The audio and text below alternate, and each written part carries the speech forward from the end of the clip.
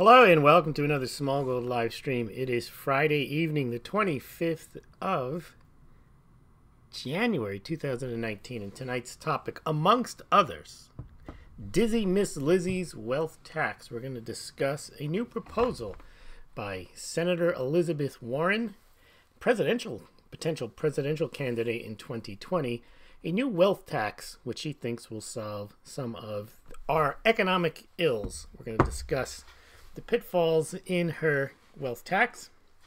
First, we're going to go through the gold and silver markets today, and they were rousing. Big day for gold and silver. Big day for the markets. Let's have a look. And then we're also going to go through the Roger Stone raid and arrest and Donald Trump's proposal to open up the government again, at least for 3 weeks. And then we're going to get into Moronica. Yes, indeed. Dizzy Miss Lizzy's wealth tax. But let's first take a look at the gold and silver markets. And earlier today, I tried something. I did another midday live stream. And we covered the Van Eck. The guy who runs Van Eck came out and said that he had polled his investors, 4,000 of them, and said that Bitcoin investors thought that gold was their best pick for 2019. I mean, I think that would make them gold investors, but it was fairly well received. It didn't get the same amount of traffic as the evening one does, but if you guys like to see updates a little more often, I may do those from time to time. I did take a poll on that, and looks like most of the people who took the poll would like to see some additional content during the day. Now, I also asked if you watch the Bitcoin investor poll that Van Eck took. Now, Van Eck is the guy's name, and he also runs these big ETFs, exchange-traded funds. And he claimed that 4,000 investors that are Bitcoin investors are saying that this year they are gold investors, which I think is a pretty big deal. And I asked you guys the same question. Now, it's hard to tell whether, and you guys said the same thing, at least 70 out of 37 votes. As a Bitcoin investor, do you prefer gold or Bitcoin this year? And 70% said gold, 30% said Bitcoin. Now, I don't know how you characterize yourself as a Bitcoin investor. Now, you can also, obviously, you can be a Bitcoin investor and also own real estate and stocks and gold and silver. You can own a lot of things. So I don't know how the question reads to people as a Bitcoin investor. And of course, people who have no Bitcoin would also just choose gold just because they see it up on the screen. But again, it did match the Van Eck poll somewhat. He didn't say what percentage said they preferred gold to Bitcoin, but he said Bitcoin investors in 2019 are preferring gold over Bitcoin, and he said that Bitcoin investors preferred Bitcoin in 2017.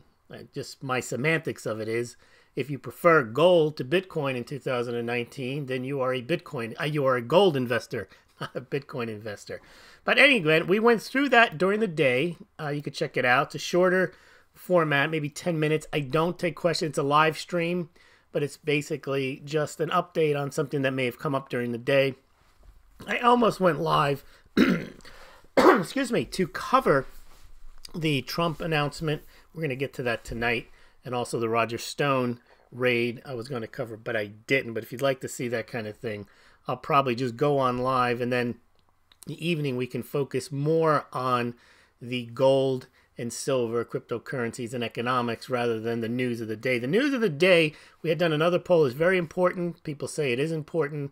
It ties into how you view the market, so you can't just ignore it, which I'm not planning on doing, but then it sometimes makes for the evening broadcast a bit longer, and we don't focus on the gold and silver prices and the crypto markets. All right, let's take a look now at the gold price for today. It's a big day. $22. Went up $22. Finally cracked that 1,300 mark, and it's at 1,302, or at least that's where it was at the close. And currently it's, well, it hasn't opened up yet again. It's still at the 1,302. But that was a good 1.73% rise. Silver, same story, and exactly what you want to see, a rise bigger than gold. If gold rises in a big way, you would hope that silver would rise in a bigger way, and it indeed did rise in a bigger way today. Closed at 1573, up 44 cents. That's up 2.84%. And what did that do to the gold-silver ratio, unsustainable gold-silver ratio? Well, it did go down finally. Still above 80 to 1, but when you do see these types of big moves where gold goes up, silver goes up even more, then you will start to see the gold-silver ratio go down. Again, if gold stays flat, silver stays flat, you're not going to see this 16 to 1, 1 to 1 nonsense. In fact, even if we do get, my prediction is if we do get a sustained bull market in gold, we go to 14, 15, 16, 17, 18, or even take out the old highs, you'll probably get the same type of movement in silver. You might get to 50, 60, $70, but you still won't get to a 9 to 1 ratio. You might get something closer to 30 to 1, which people will take. But the idea that silver's destined to go to 1 to 1, that's a load of rubbish, if you know what I mean. Okay, what else in gold and silver today? Very positive movement today. Let's see. Just a point I've made from time to time. Yesterday, we were talking about Santiago Capital and the work he had done on showing that China does not have, even if they have what they say they have times 10, even if you move the price up to 40x what it is now, it's not going to cover their money supply. I had done a similar analysis about a year and a half ago showing that even if you give them 20,000 tons and you up the price to 10 grand, 20 grand an ounce, it's not going to cover their massive debt. And my point about China is that the gold pumpers have tied their hopes to China. They keep, for whatever reason, gold back yuan, game changer. China is buying gold hand over fist because they know what is coming and all that nonsense. The problem with China is it is a debt Ponzi scheme. It's apparent to anyone who's just not, who's paying attention and who isn't just believing the 16 YouTube channels that they watch that all say the same thing. Although a lot of them are starting to change. I know Jason Barakov at Wall Street for Main Street, he has changed his view on China. He's no, in fact, I had done a podcast with him maybe 6 months ago, a year ago, where we discussed China. I think he was in the process of changing his mind on that. But the real issue with China is, I think the gold pumpers are right to focus on China, and China itself may be the reason why gold skyrockets, not because of any gold-backed yuan, but China could be the fuse that gets lit that blows up the whole fiat debt Ponzi scheme globally, because they have the most outstanding debt. They've got the most debt that is not payable. And they've done so many projects where there's no way they're ever going to get paid back. They've extended loans, converted loans, issued more money. And if you do see, that's where you'll get your loss of confidence. If China goes under, and goes under in a big way, that is going to have a ripple effect, and no one is going to be spared from that. And that's when you might see people, quote, rush into the metals because of a Chinese implosion. And that's much more likely than any nonsense about gold, game changer, exchange your yuan for gold on the Shanghai Gold Exchange, made up stories. All right, let's move on from gold and silver. Hopefully that'll be a story going forward, gold and silver. I mean, today was a big day, but one day does not make a bull market, but indeed a big day. Now, over on the crypto side, let's first take a look at the prices. And we got flat again. I saw a thing today that the volatility now is back to a 3-month low. Bitcoin at 35.64, down 0.16%. Bcash at 126, down 1.43%. Ethereum down 1.27% at 115. Litecoin up 0.34% at 32.71. And Ethereum Classic at 4.36, down 0.68%.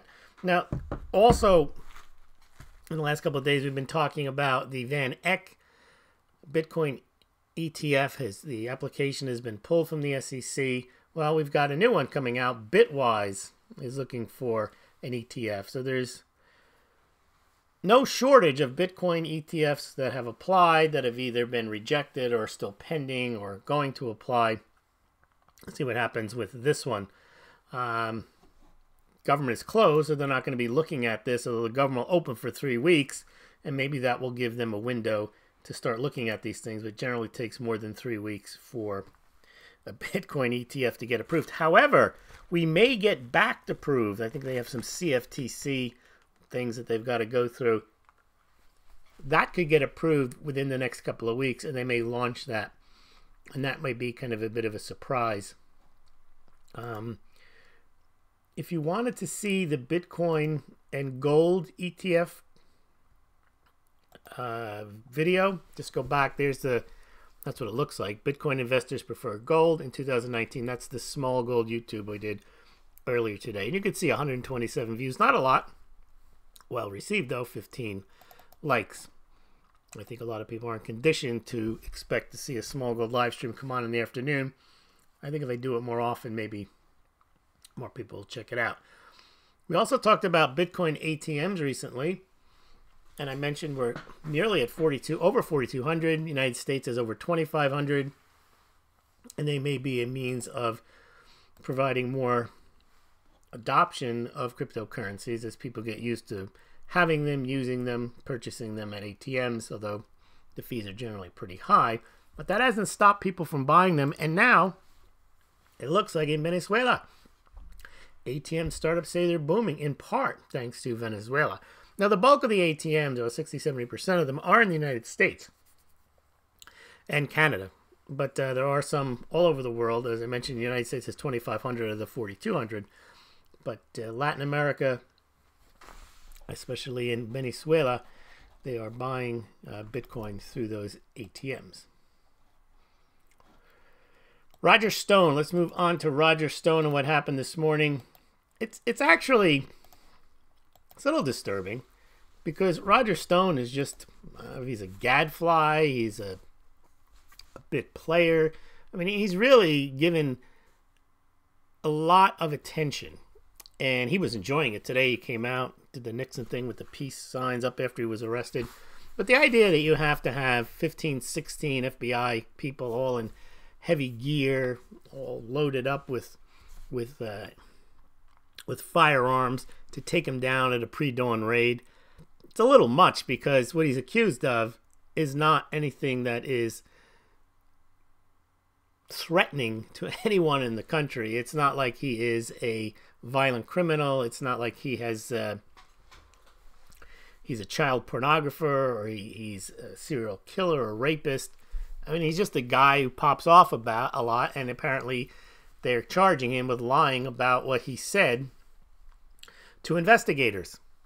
And he's also, one might say, well, if he was being charged and the president was being charged with colluding with Russia, you might say, well, this is a big deal. We better make sure he's not a flight risk. But that's not what happened, because the facts of the case are he was trying to get information, or supposedly, from WikiLeaks. Now, that's not collusion. That's him. If he was colluding with Russia, he'd already have the information. He wouldn't be trying to get it from WikiLeaks. So the idea that they staged this pre-dawn raid is pretty frightening, because his crime is just because he's with Trump. And the reason I say staged is because all this was captured by CNN. Now, generally, if you are going to perform one of these raids, the FBI generally will clear the area. They will know that this is dangerous. If you're going to go after a dangerous criminal, that's the only reason you really should do a pre-dawn raid. You make sure that you secure the perimeter, that no one can come in and out of there, and then you go in and get your man, and you're nervous as can be because you don't know. Because real dangerous criminals, ones that are violent, they may booby-trap the place, they may have armed guards on site. Roger Stone's not going to have that. And it was obvious because CNN had great footage. And first thing I woke up, I saw this. I was like, what's going on here? He's arrested, and somehow CNN, there they are, live at the scene of a pre-dawn raid. Now, how would CNN know that this was going to happen and be at the scene to capture this raid? live on video. And then at the press conference, the lawyer didn't know it was coming, but somehow CNN did. And the whole thing was, they shouldn't have even had the pre-dawn raid with the 15, 17 FBI agents heavily armed going in there.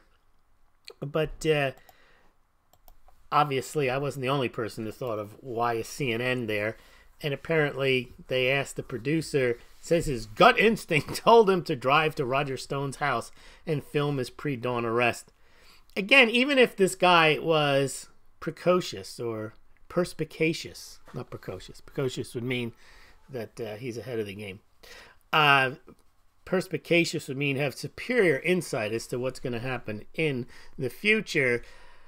And he claims, well, we saw a lot of activity at the grand jury. I don't know how he would see anything there. But even if so, it's also suspicious that he'd be able to get this type of access. Look where the camera is. He's still looking at the door there. Again, if this was a dangerous raid that was going to go on, you would not have the ability to get close to this scene of the raid. But apparently it was his gut instinct that told him to drive over there. Now, what makes it even more ridiculous is Trump obviously thought the same thing. He says, what's going on? Greatest witch hunt in history of our country. No collusion. Border coyotes. He's mixing metaphors here now.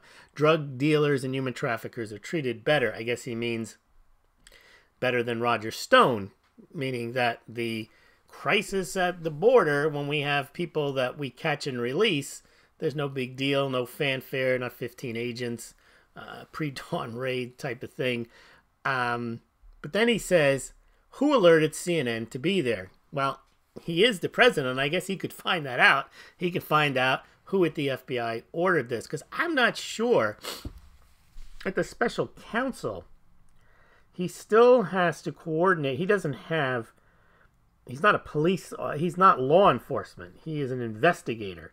So he would have to have instructed somebody at the FBI to do this, and I'm sure Trump could know the answer to that question. Now, also interesting, they really seem to be grasping at straws here. Nigel Farage, the guy from England, well, they have now set their sights supposedly on him. I don't know what he has to do with Russian collusion or Trump and Russia, but there he is, Nigel Farage, and he's a person of interest as well. I guess they're going back and forth with WikiLeaks and who knows.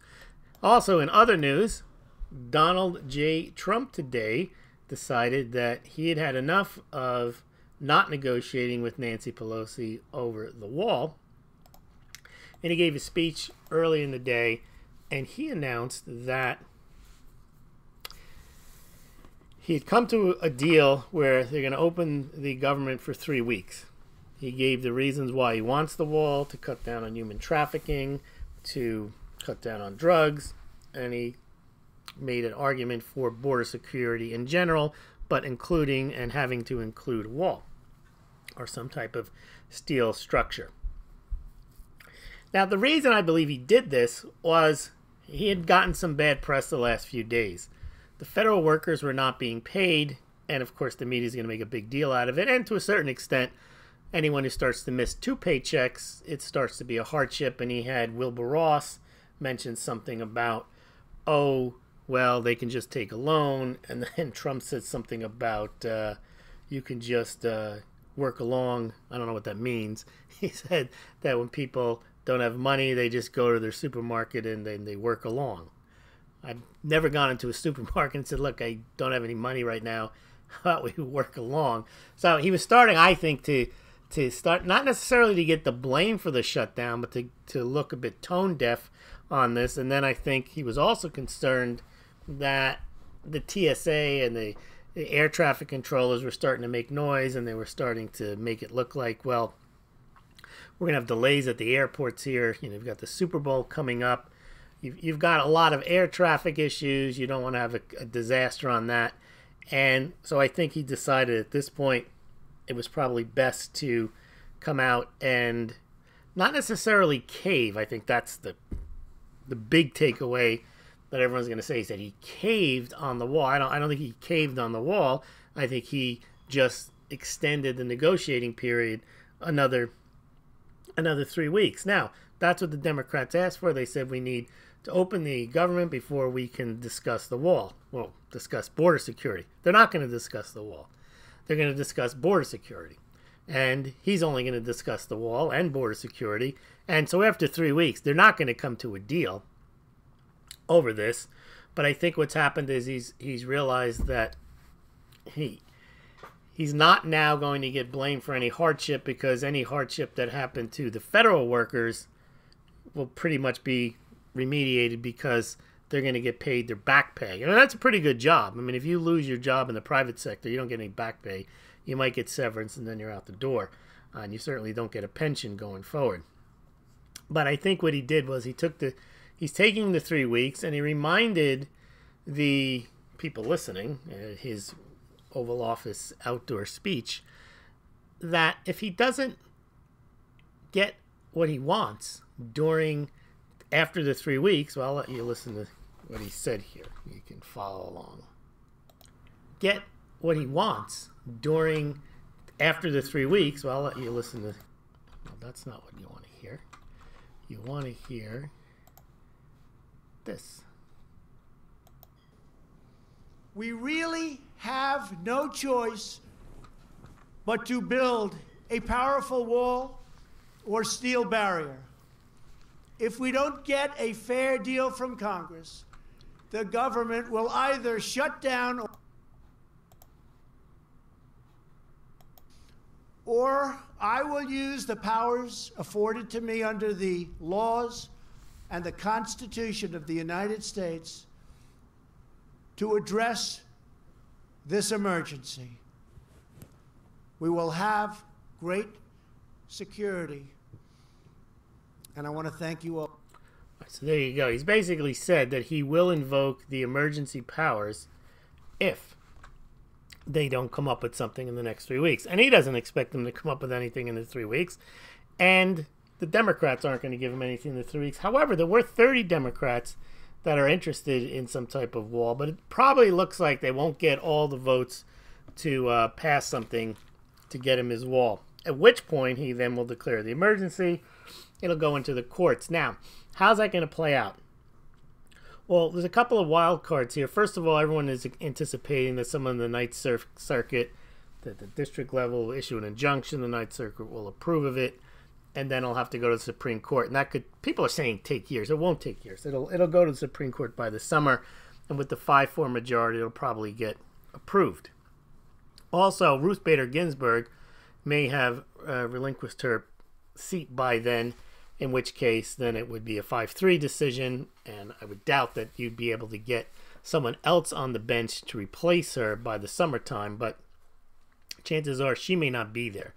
So it looks like it's going to go the emergency route, and then I think that's going to create a lot of turmoil in the country. And again, those are things that, this is why we cover them, they are good for the gold and silver price. Any type of domestic turmoil. You saw the dollar went down today. Stocks went up. Stocks were up pretty big. I didn't mention them. They were up 183 points on the Dow at 24,737. The NASDAQ was up 91 points, or up 1.29% to 7164. The NASDAQ rose nearly a percentage point, up 22 points to 2664.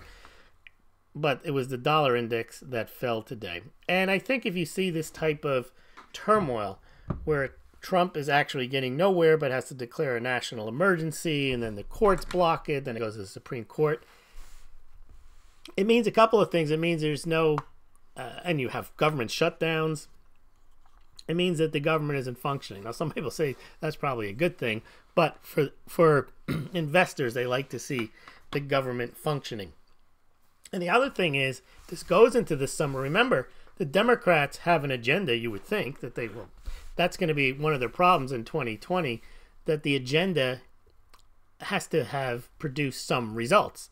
Other than just trying to thwart Trump, that is never generally enough. Now, Trump is a unique individual, but in most cases, being against something generally is not as positive as being for something, and is less of an incentive to get people out to vote. But we'll see.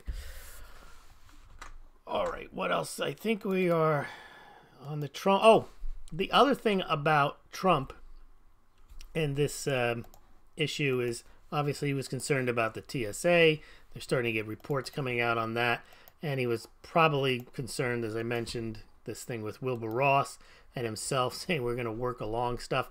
But the other thing I think he was concerned about was he hasn't really lost anything other than 3 weeks. Everyone's saying he's caved. He hasn't caved on anything. He's still saying I can do an emergency.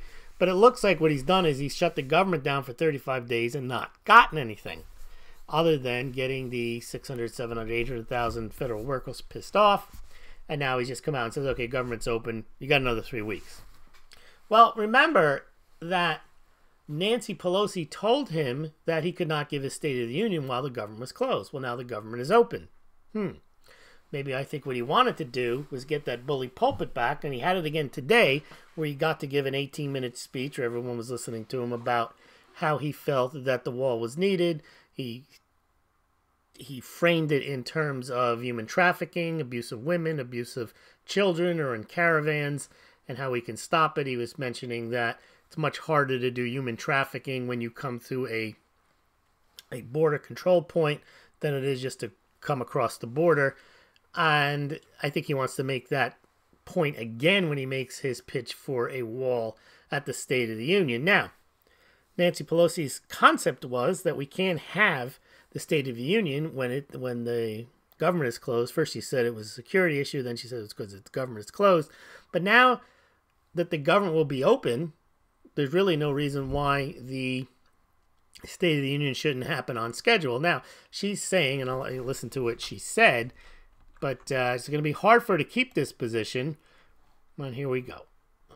Is when government is open, we will discuss a mutually agreeable date. And I'll look forward to doing that and welcoming the President to the House of Representatives for the State of the Union when we agree on that mutual. Sure. Yeah, so she's saying there isn't one now, there is no date now, but that they're going to have to come up with one, and they will come up with one. And if she wants to say, well, we're not going to have it because the government's not really open, I don't think she wouldn't point to that. I think it's going to be unavoidable that he's going to get to give his State of the Union address. And in that sense, I don't think people are realizing that that is actually a win. I mean, it's a loss not to have the State of the Union, but he already tit-for-tatted her on that by grounding her plane. The idea, though, in all of this is that you have a very dysfunctional government where for the first time in history, the head of the Congress is not opening up the chamber for the president to give his State of the Union. And then you'll probably have the government shut down again. And as I mentioned the other night, even at the end of the 3 weeks, if they don't come to a deal and he declares an emergency, that doesn't mean he opens the government back up and signs a continuing resolution. That's what I thought he might have done now. But again, that option is still there where he declares the state of the emergency, doesn't sign a continuing resolution, the government gets closed again, then the courts strike down the emergency, and now you effectively have a president who has essentially had his power taken away, and because there'll be no wall being built because there'll be an injunction, and Congress will have had its power taken away because Trump isn't going to sign anything, which will mean neither of them are getting anything, and you're back to square one, and then the 800,000 federal employees aren't going to get paid. And that, I think, if you think that one through, that's a very, very likely scenario. That's not me fantasizing and making up something. That is a very good situation for the precious metals because, remember, confidence in the government is part and parcel of confidence in the underlying currency, the dollar. If you don't have that because the Congress doesn't work, why? Because the president won't allow it. And then the president doesn't work, why? Because the courts won't allow it. Well, then there's no one in charge there. What's going on? And I think gold doesn't need any permission to exist, nor does silver. And I think that's a very important point. And that's why we follow this stuff.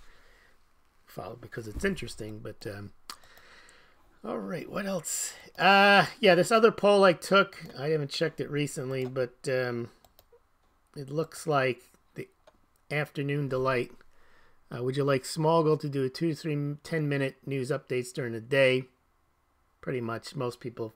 I don't know why you wouldn't. You don't have to watch it if you don't. If you don't want me to do it, you don't have to watch it. But it looks like there's enough demand for it that I'll at least start.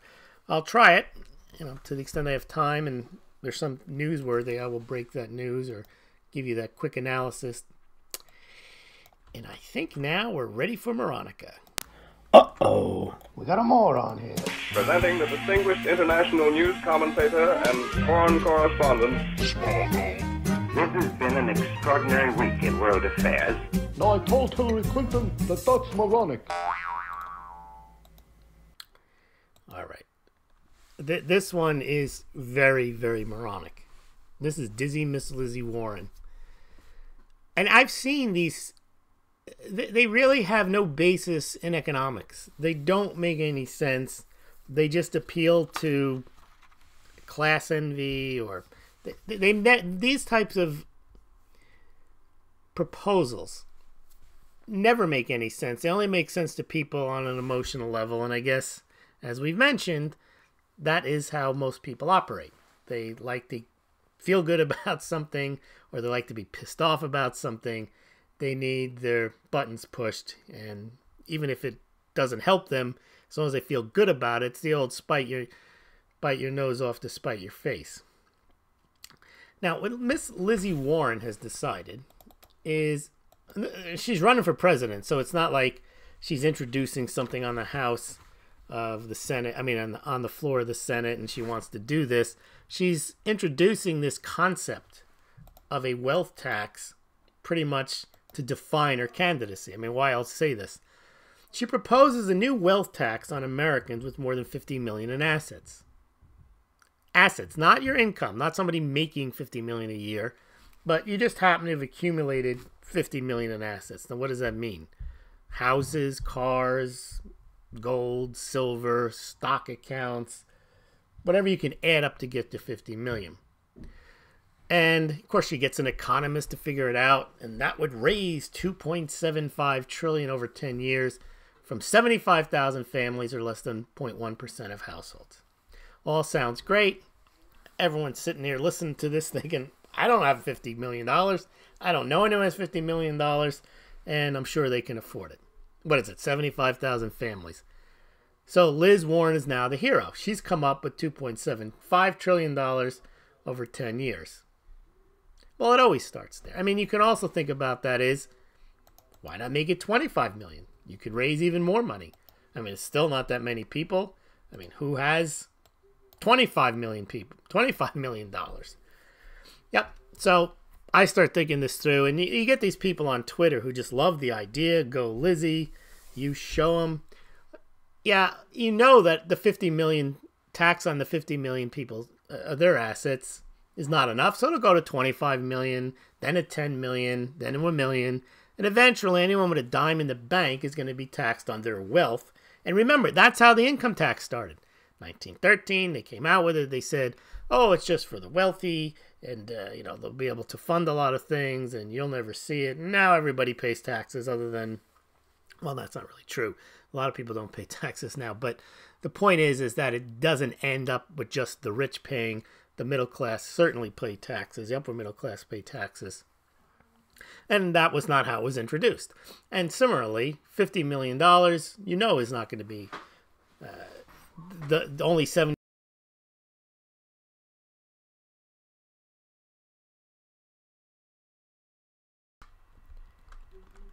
Once you accept, they're not going to stop at this. Once you accept the fact that taxing your assets is okay, but only for 50 million, no, you're going to go lower. It's a very dangerous thing. First of all, the income tax was very dangerous, and now it's considered part and parcel of what government does. Before 1913, there was not an income tax. And before 2020, Liz Warren's period, there was no wealth tax. So now she's decided it might be a good idea to tax people who have $50 million in assets. And we know it's not gonna end there if she gets her way, because it'll go further down. Now, some people in the comments on Twitter, they don't they just don't understand. It's the same with Trump's tax returns. You don't get somebody's assets from a tax return. You get, I mean, you should know this if you fill out your own tax returns. You don't list all of your assets on the tax return. You list how much money you made during the year. And then you figure out your taxes based on what you made that year. Well, you're already taxed on income. Remember that. So let's say you make $100,000 a year. You pay $10,000, $20,000 in taxes, and you save $5,000 a year. You know, over 20 years, you got $100,000 saved. However you manage to save it grows to that. That $100,000 that you've accumulated has already been taxed. Well, now under the Dizzy Miss Lizzy rule, let's say they were decided you're going to tax all wealth all the way down to $100,000. We'd have to pay tax on that as well. So it's really a double taxation issue. And then if she got her way, if you died and you wanted to give it to your kids, well, then you'd have to pay tax on that transfer as well. And again, you're moving against people actually being able to own their property. You're basically saying that money belongs to the government. And of course, what'll happen with this stupidity, with this $50 million level, obviously it'll go down if it ever gets passed. Once people get used to it, it's like, yeah, well, 50 million, 25 million. But hiding wealth and then undervaluing assets, that'll be big business. It's not like people just say, yeah, I guess I'm at 50 million, so start taxing me. They're going to hide it. They're not going to disclose it. They're going to move it into other assets where they can say, well, it's not really worth that much. I mean, one thing you can do, you buy cars. They depreciate. You know, then you say, well, it's not a 50 million. And of course, they're going to use that. That's where they start. You start at 50 million. No one's going to complain because it ain't them. It's not them. They don't know anybody who makes has $50 million. And they get worse from there. Now, think about what houses are. Houses are already taxed. So let's say you have a $200,000 house. You're already paying your property tax on the $200,000 house. But under Dizzy Miss Lizzy, if it ever gets down to taxing wealth, well, you also have $200,000. So besides paying your state and your local property tax, well, you happen to be rich and you have a $200,000 house, you're going to pay tax on that too. There's a federal surtax. And what will that make people do? Rich people, they'll sell property. It has all types of unintended consequences in the marketplaces. People will do things that they wouldn't otherwise do just to get under the $50 million. As I mentioned, it never ends at the rich people. It'll go lower and lower until everyone will pay tax on their wealth. I mean, because if you can't get it out of income and you have wealth, you know, even if you have extra cans of beans in your pantry, more than you reasonably need, you're denying somebody else of that. We want you to pay a tax on that. Once you go down that road that somehow if you own something, the government's entitled to tax it, it's problematic. And that's the way they introduce it, is not by introducing it as this dramatic concept. They introduce it as, well, it's going to happen to somebody else, so you don't really care because you don't have $50 million. You don't have $25 million. So what difference does it make? But think about Lizzy Warren. Now, here we've got somebody saying you can Google her net worth. She has between 5 and 10 million. Well, isn't that convenient? That Lizzy Warren doesn't have $50 million, so she's not going to be taxed.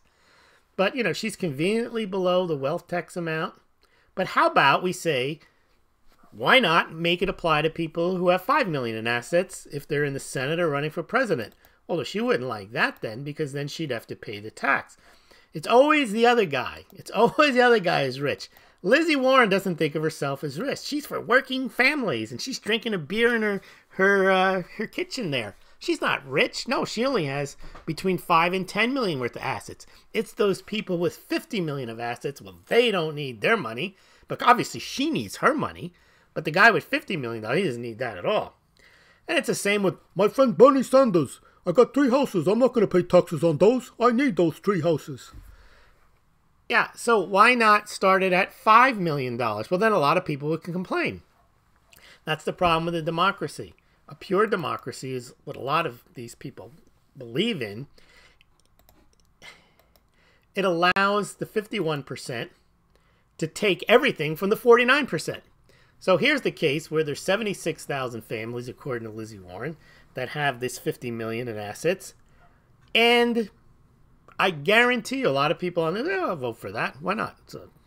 So what's the big deal? They got $50 million. I don't have that kind of money. They can afford it. Yeah, so just tax it. What's the big deal? Then it goes to 25 million, then it goes to 10 million, then it goes to 1 million. And then it goes to the fact that you have to have a car and a house. Well, hey, you got to pitch in. You got wealth. Some people don't have that.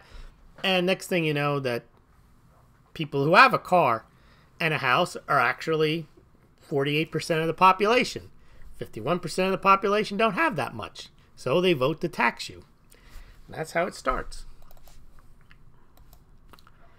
What else do we have? Yeah, now the other question is, besides it's always the other guy, it's politicians that come up with this nonsense. How does Lizzy Warren have $5 to $10 million anyway? How does Bernie Sanders have 3 houses from being a public servant? I mean, public service is not supposed to be a means to a financial end. You're not supposed to get rich from being a congressman, and we know that they become rich. It's not supposed to be a path to the easy life. And you see these people, they leave rich, they enter moderate, not poor, but they leave rich, and then they get even richer after they leave.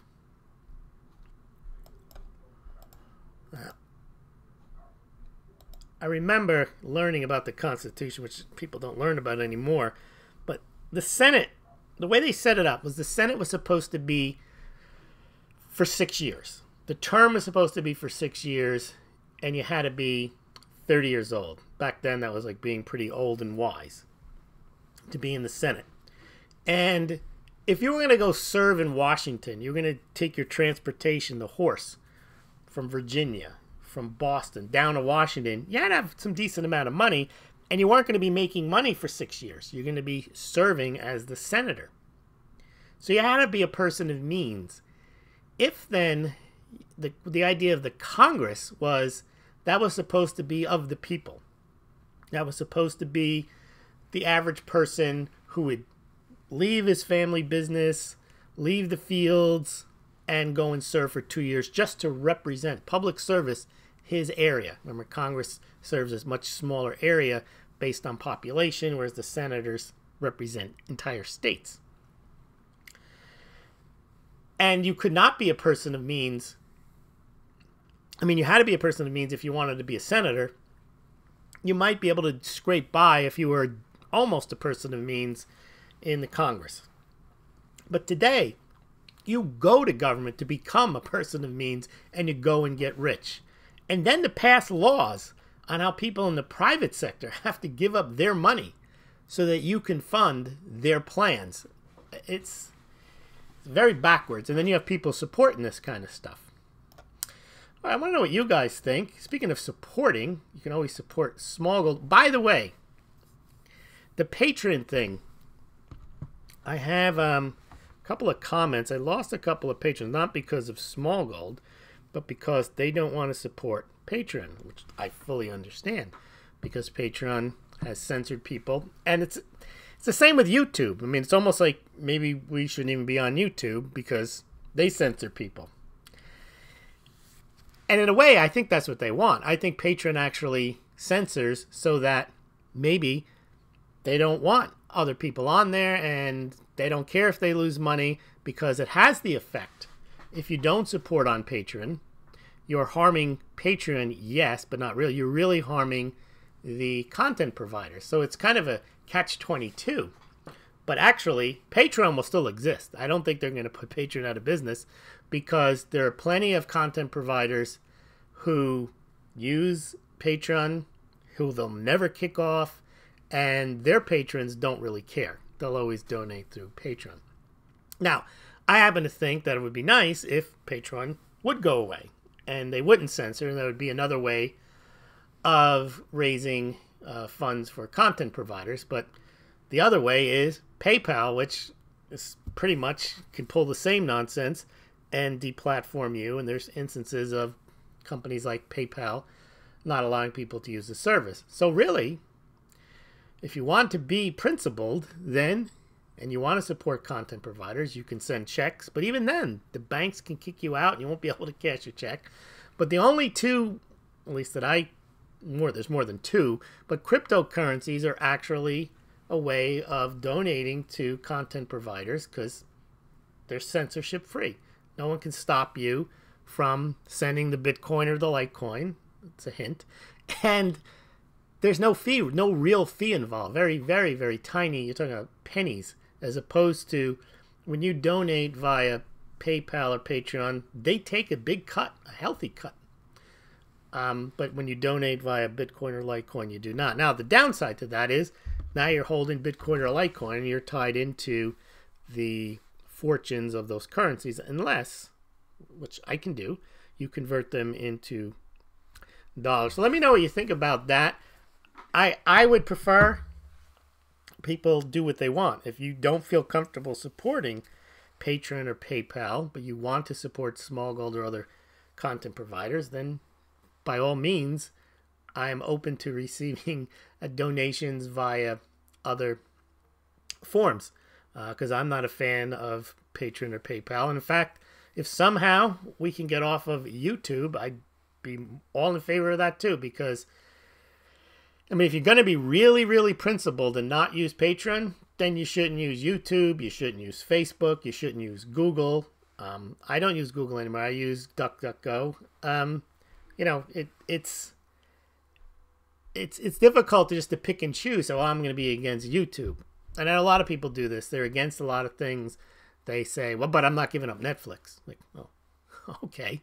Or I'm not giving up YouTube, but I'll give up Google, but I won't give up. You know, and I think unless people actually want to give up everything that is, in a way, a threat to what they see as censorship, then you've got to give them all up. I'm not there yet myself. I'm just saying that I see a lot of this where people cherry pick what they're going to be giving up or being against, but they won't.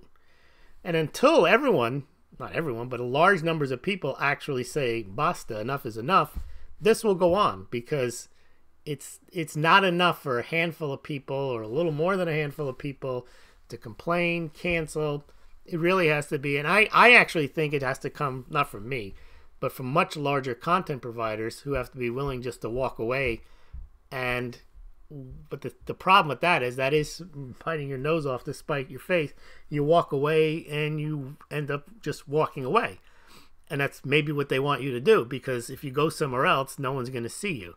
So it is indeed a catch-22. Like to get your thoughts. I'm more than happy to receive anything, obviously, and I'm very appreciative of that. But I can see if people just wanted to send Bitcoin or Litecoin, I would love that. I'd love what anyone would like to do, and if you want to stay on Patreon or PayPal.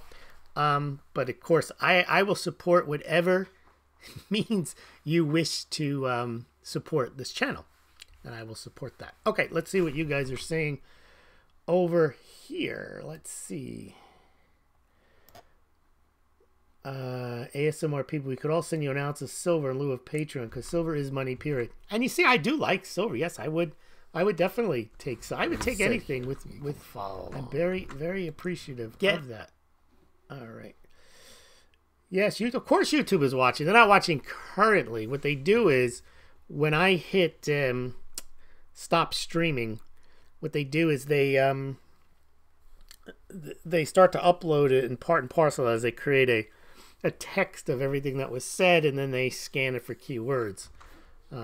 So yeah, I think that if you're going to have these platforms, they should be open, whether it's Patreon. But again, there's it's the private business. They can do what they want. Fine.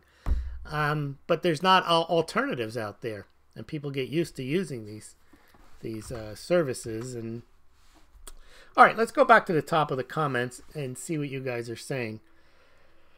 Pablo Pina, gold and silver had their game changer face on today. Yes, indeed. That was a big day today. We'll see what happens tomorrow. Let's see where the prices are ahora mismo. Let's see where they are right now.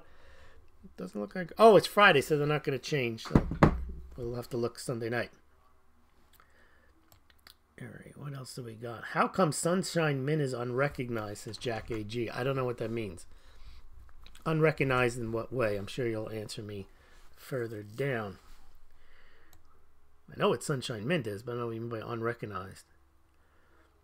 Scott Wardell, the real problem with China is debt and even more centralized genius. That's exactly the point. The fact that they have gold doesn't eliminate the inherent flaws in the way they're run on debt and by a centrally planned government. Yes, Jack says, look at the silver trend is making higher highs. Yep. Remember, this is the year I predicted we will, quote, skyrocket. I expect to get in the 20s. All right, what else? I make highs, but that's according to DW. Jack AG, about time. I've been underwater for 4 years. Oh, okay. My first purchase says Jack AG was in 2013. Then I held off and looked at silver at 14 and backed up the truck. Okay. Oh, Jack AG. I bought a 100-ounce Sunshine bar, not realizing I should have bought Canadian Bullion. I don't know what that means. I mean, Canadian Bullion, Canadian Mint, they make bars, but most mints don't make bars. I don't know why that matters. Scott Wardell, Stone goes way back. Yes, to the Nixon days. Oh, yeah, take the old guy down. Got no parties myself, but it is pathetic. Yeah, I don't understand. What it does, again, it just gets people riled up. Like, yeah, this guy's somehow related to Trump, and we're taking him down. It's Mueller time, and it gets people riled up. But I don't like to see people riled up with this, like, lock him up. I didn't like it with the Hillary Clinton thing either, because it's mob rule. It's not saying, let's pursue justice in the normal way. It's like, let's raid his house, drag him in, and get him for lying to us about something that he wouldn't be in front of us unless we were running this whole investigation in the first place. He's not being charged with an underlying crime. He's being charged for telling them stuff that they think that didn't match with what he told them earlier, or something that they already knew. And to put this amount of resources, have a dozen or so people raid his house, that should be terrifying to people, that they can just go after somebody like that, and then to have half the country cheering it on because they're going to get him and it's Mueller time. I wouldn't be in favor of doing that for any, especially because, I take that back. Obviously, everyone has their emotions, and it's, if you know in your mind that someone's, killed 30 people or abused a billion children, then you say, yeah, go get him, go get him. But the reason you're against Roger Stone is because he lied to, like, the FBI guy, and then now you think it's a good thing that there's 20 people at his house banging his door down? I don't know. That's a bit much. All right. The media circus around Stone's arrest is pure political theater, completely inorganic. That's correct, KZ Gixer 1000. It's beyond moronic. You wouldn't expect to see it in a country that supposedly has due process and Fourth Amendment and so on. All right. You guys are talking about your stacks. All right. What else do we got here? DW, hopefully Trump can find common ground the next 3 weeks. Well, they might if certain Democrats... I mean, if you think about it, the wall is already there. There's already wall there. If the wall didn't work at all, you would just be arguing to take it all down. No one's arguing that. And all they're arguing for is certain other parts of the wall. And to say that the wall is ineffective is partially true, yes, but it's also partially effective. And given the small amounts of money to put up walls, yeah, someone can go over it and someone can go under it, but it does make it harder, and that's why there are parts of walls at certain parts of the border. I mean, why not have it? It's all these arguments about immigrants are good, immigrants are bad. It's irrelevant. It should never just be easy to walk into the country. Well, not many people do it. Well, even if 20 people do, and we know more than... It doesn't make any sense not to have it, since they already have it. And to argue that it doesn't solve the immigration issue, that's true too. It's not supposed to solve every issue. I think Trump's oversold the wall. I think that's part of his problem. And I think the other problem is he said that Mexico would pay for it. There was no reason to say that either. But I would think if it wasn't Trump and it was any other president, and he was just saying... It would never have been an issue. It would have just been slipped into the budget. They would have built another 600 miles worth of whatever type of fence they have, They already had agreed to $25 billion in border security. This whole thing shows why you can't have confidence in the U.S. government if they can't agree to this kind of stuff. This is not an issue. This is a, as they say, a fabricated crisis, but on both sides. Because it's really not an issue at all in terms of the amount of money, and it's really not even debatable that a wall does stop, or a fence does stop, some illegal traffic. It doesn't stop all, but it does stop some. And it doesn't cost that much, given that in the percentage of the amount of money that the United States blows, even gives to other countries, it's de minimis, to use a Latin term. All right, what else do we got? The Nigel Brexit vote led to the Trump win, says KZ Gixer. Yes, Nigel Garage. And the globalists want to discredit both. There's definitely something to that. That Nigel Farage is a thorn in the side for having spawned this Brexit thing in the first place that they're trying to get rid of. So they figure they can take him down. And remember, the whole Russian collusion thing was done part and parcel in conjunction with the Five Eyes, was also including the British intelligence agents with the FBI. So you're absolutely right. Now, the United States intelligence agencies owe the British. They need to go after Nigel Garage. All right, let's see. Jack AG, I love these live vids. Thanks, Smaulgld. Well, thank you, Jack. I enjoy that you're here and the crowd that we manage to assemble every night, which is good. You guys are talking about your stacks again. Gus the Broken. Gus, you never stop. You keep putting links to music videos into the live stream and in the comments. They don't get published. So I don't know why you do it. And no one's going to listen to, well, they could. But if you're listening to a live stream and you put in a link for a music song, how can you listen to both at the same time? It doesn't make any sense.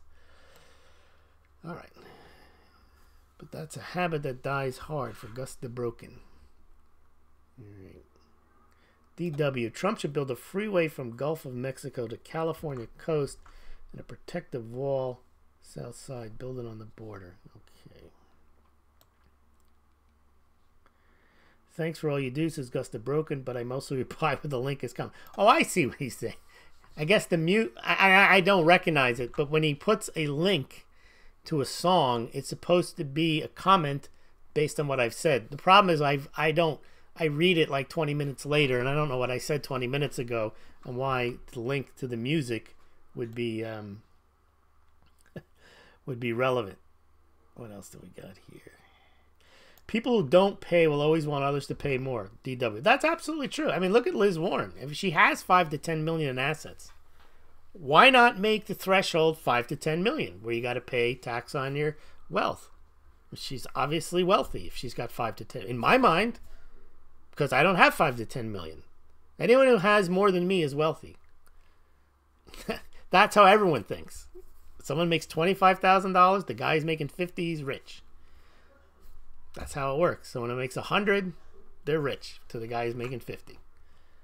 AOC wants 75% for the wealthy, but she wants to tax income, which is just as bad. I'm not saying one's better than the other, but Dizzy Mrs. Lizzy is talking about a wealth tax on just assets. So think of it this way. It's kind of hard to get $50 million just from saving your money. But eventually, let's say they bring it down. Let's say you manage to make $75,000, or you're married, you make $100,000. And let's say you're really, really frugal, and you manage to save $1 million, or you get investments to $1 million, and they want to tax it. Well, what about the same people, same couple, made $100,000 combined, and they just blew all their money, had a great time, didn't save anything, and they don't have to pay anything because they have nothing to pay tax on. Where's the incentive for you to have grown your savings to $1 million? That's quite a feat. But if you have even if it's whatever it is, it could be $100,000 that you managed to save. They want to tax it under this theory that if you could tax 50 million, why not tax 100,000? You're going to have to pay 100,000 in tax, Whereas the people who spent the money, now there's a different economic argument there, but I'm sure she's not making it that the Keynesians believe that you're better off spending money than saving money. That's a separate discussion. I'm sure she hasn't thought that through. She's just basically trying to create a situation where you have fewer rich people is basically what it is. See, if I was running the government and I really was looking out for the government, meaning I wanted the government to get as much money as possible because I want to spend as much money as possible, I'd be trying to create more people to make more money so I can get more taxes. I wouldn't be trying to figure out how I can get fewer people who have $50 million. I'd be trying to make 10x that number. But again, that's why it doesn't make any sense. ASMR people is a proponent of the flat tax, no reason investment, why investment income and earned income can't be taxed at the same rate. Yeah, but see, the thing about flat tax, you can debate it. It's not 100%, oh, that's a stupid idea. There's good points to it. There's bad points to it. And you can debate them. And that's a great discussion about the flat tax versus the progressive tax. But this idea, you're just going to tax someone because they happen to have $50 million in assets. It's arbitrary and it doesn't even accomplish anything. Sounds good, though. Chrono Trigger fan is here. I'm a proponent of voluntary tax where you can explicitly choose what percentage you want to allocate to a specific cause, project, agency. I always thought of that. It's like you give your money to the government and then they spend it how they want. That's representational democracy. But I guarantee you, if they gave you first of all, the interesting thing would be, Chrono Trigger fan, is if they would have to give you thousands of pages of things that you can choose what to spend it on, and you would never be able to. So then they'd have to narrow it down to maybe 2,800 buckets, and you still wouldn't know where the money went. So you'd end up just saying, I don't want to give it in at all. Because if you actually had to approve every government expenditure, I guarantee you, no matter who you are, you would disapprove 98% of them. Guaranteed.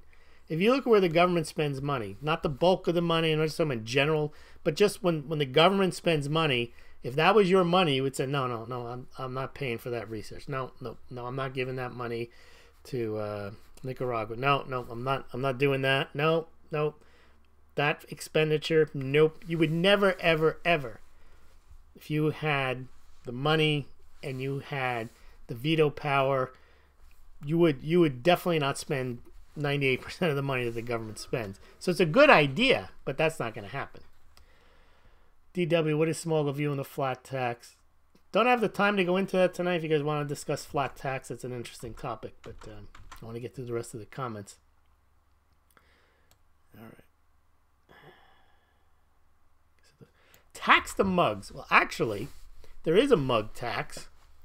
When you send mugs out to certain states, now Smaulgld is not subject to this, but to certain states, if you sell a certain amount of goods or services into the states, according to a recent Supreme Court decision, that state can require the out-of-state shipper to collect income tax. So let's say I was selling a certain amount of mugs into a certain state, say it's $10,000, $100,000. I would have to collect tax on it, and then at the end of the year, I'd have to true up and say, okay, I have to send into Illinois or whatever state a certain amount of tax revenue that I collected.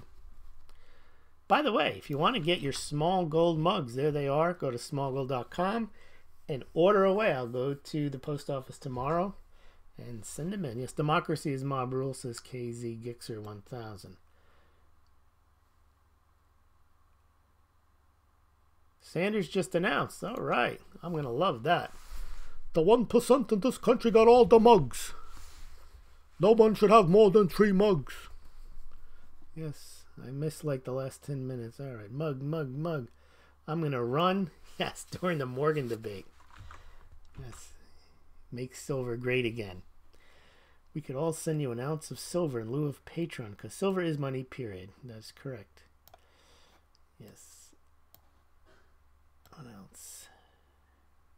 Prime Minister Shinzo Abe says he wants 40% of payments to be cashless by 2025. Okay. You can do a new video of a mug theme, silver clinking and hot coffee pouring noises. That's very atmospheric, Pablo. Sounds some like tapping sounds, so I do plan on doing some mug tapping. All right. Cool and great question at Pablo. What question was that? Let's see. I don't know what question he's talking about. GSGS. A wall doesn't do much if legalized can get socialized benefits once they're here. Yeah, well, that, again, the way you attack any problem is multifaceted. Yes, just eliminating the benefits doesn't mean people still won't come across the border to commit crimes. Doesn't mean that people won't come across the border to do human trafficking. Stop the benefits, penalize employees that hire illegals, bet they would stop coming. Yeah, those would stop coming. But the wall, and then for that purpose, the wall wouldn't be as necessary. But the wall would still be necessary for people who come to the United States for different reasons. Again, that's why I say this whole thing is ridiculous, because it's the cost-benefit analysis of the $5 billion. It's not even a discussion. There is a benefit of it. It may not solve all the problems, but it definitely will help.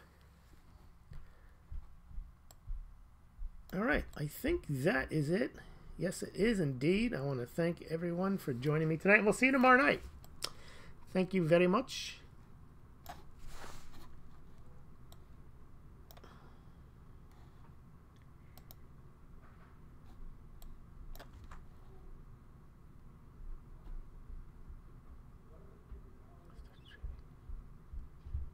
What the fuck?